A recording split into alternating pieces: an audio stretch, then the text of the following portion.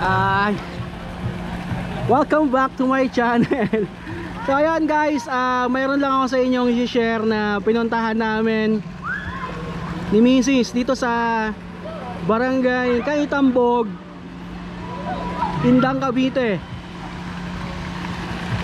Isang nature spring na kung tawagin ay Ikloy Nature Spring. So mabilis lang puntahan to guys, mabilis. Madali lang siya puntahan, hindi mahirap. Kahit naka-bike, kahit naka-motor or naka-kotse, makakarating kayo rito. Malapit lang din to sa ano, sa Kabso, Indang. Oh yan. Sa halagang 50 pesos, makakaligo na kayo sa ganito kagandang nature spring dito sa Cavite.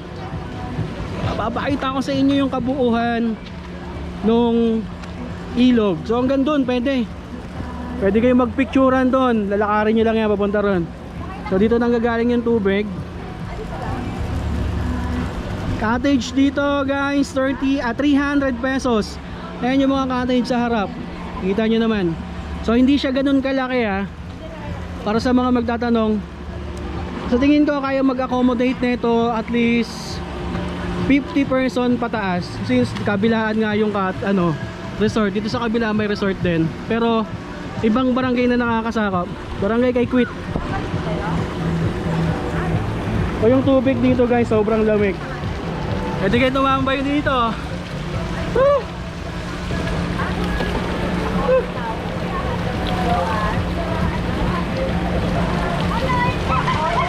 Solid.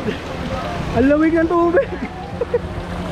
Sa time check, 12:30 na ng tanghali. So alas 12 kami dumating ni Mrs. dito. Kalahating oras pa lang kami nakakapag-stay. So dito kami nag-stay sa harap. Ulitin ko, Ikloy Nature Spring. Matatagpuan siya sa Barangay Kaitambog, Indang, Cavite. So pag nag-stay kayo dyan, pag tumambay kayo dyan guys, habang papalapit kayo sa tubig, sa pinakatumutulong tubig, umaagos, malamig. Okay, no? Shout out. So pwede kayong magtambay dito guys. Pwede kayong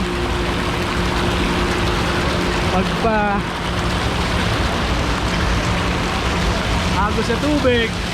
Ayan, no?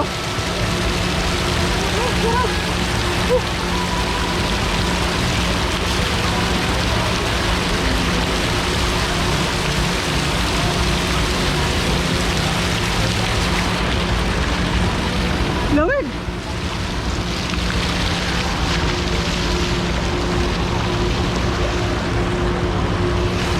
So nagpunta kami dito ni Mrs. guys, Webes. Thursday ngayon, March 19. Ayun si Mrs. nasa Kawayan. So ganito siya kalinaw. Nakita yung paa sa ilalim.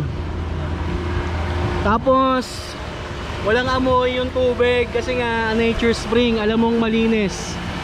Ang lalim ang hindi naman siya ganun kalalim, sakto lang. Wala pa nga sa dibdib ko. Diba? Solid. So dito umaagos yung tubig. Whoop!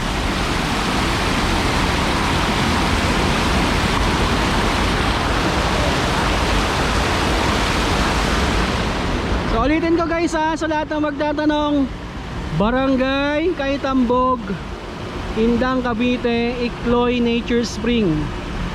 50 pesos per head, 300 sa cottage. Bahala na kayo kung hanggang anong oras kayo mag-stay dito, pero simula umaga yon hanggang hapon.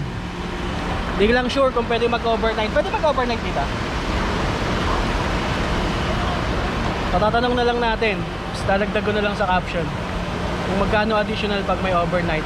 Tapos may tindahan dito guys bago kayo makarating dito sa pinakababa ng ilog. Doon sa may entrance kung saan kayo magbabayad ng per head tsaka ng cottage. May tindahan dyan. Doon banda sa may umuusok doon. Right? Sarap! Lamig! Solid!